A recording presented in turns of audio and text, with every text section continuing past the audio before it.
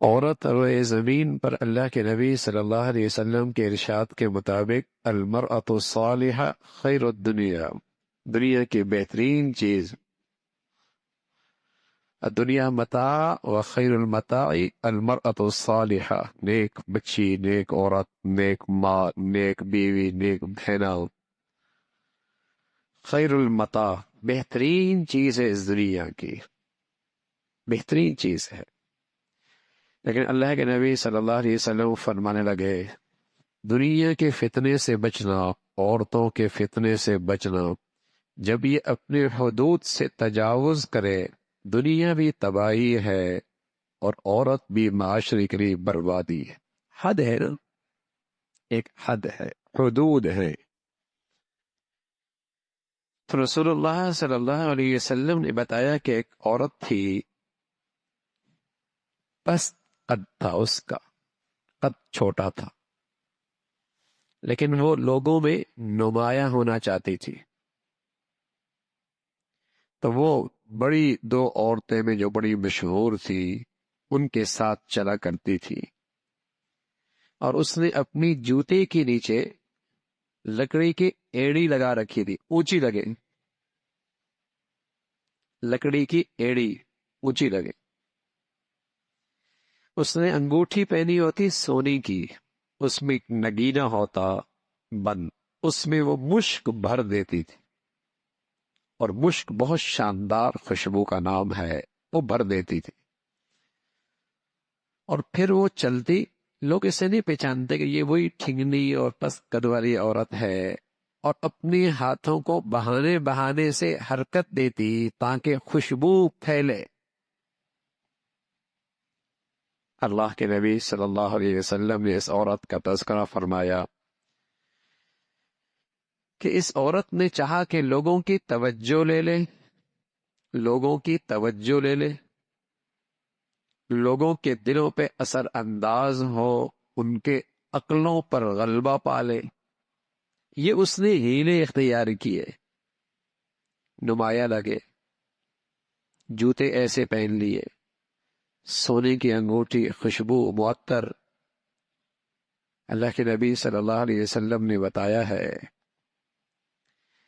کہ دوسروں کے لیے نمایاں ہونا عورت، بلکہ یہ تو اس دور کی بات ہے، اب تو عورتوں کے لیے نمایاں ہونے کے لیے نہ جانے کیسی کیسی شکلیں ہیں، بلکہ بہت سارے بزنس تو چل ہی اسی پہ رہے ہیں، بہت سارے بزنس تو چل ہی اس پہ رہے ہیں، اس لیے کہ مغربی تہذیب جو انسانیت کی بربادی کا دوسرا نام ہے، جس میں ایک ہی کام ہے کہ مرد عورت کا فرق مٹا دو، ان کو اس قدر ان کی آپس کا اختلاط، میل جول اور بہاوی اتنا ایک دوسرے سے مربوط کر دو کہ مرد عورت کی یہ صنفیں ختم ہو جائیں۔ وَتَشَبَّهَتِ النِّسَاءُ بِالرِّجَالِ وَتَشَبَّهَ الرِّجَالُ بِالنِّسَاءِ، مرد عورت لگے، عورت مرد لگے۔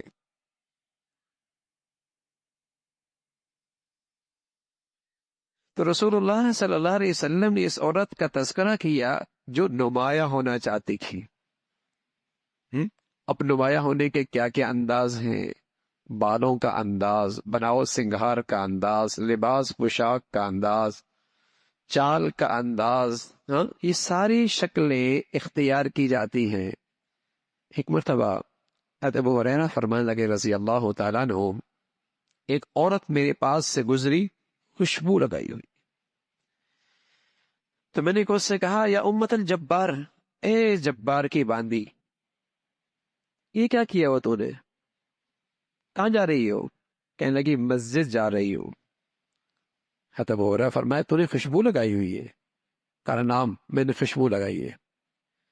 ابو ہریرہ فرمانے لگے رسول اللہ صلی اللہ علیہ وسلم سے میں نے یہ کہتے سنا ہے جو عورت خوشبو لگائے اور پھر مسجد جائے اس کی نماز قبول نہیں ہونی جب تک کہ وہ نہا نہ لے، غسل نہ کر لے، یعنی جب تک اس خوشبو کا اثر زائل نہ کرے۔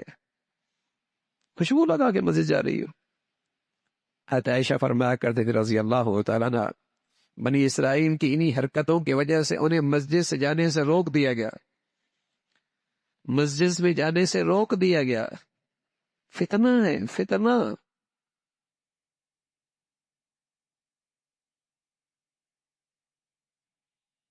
عطر لگا کے جا رہی ہو، خوشبو لگا کے جا رہی ہو، تو اللہ کے نبی صلی اللہ علیہ وسلم نے یہ واقعہ سنایا، اور آپ کی تعلیمات ہیں کہ عورت کا فتنہ ہے، اس میں احتیاط بہت ضروری ہے۔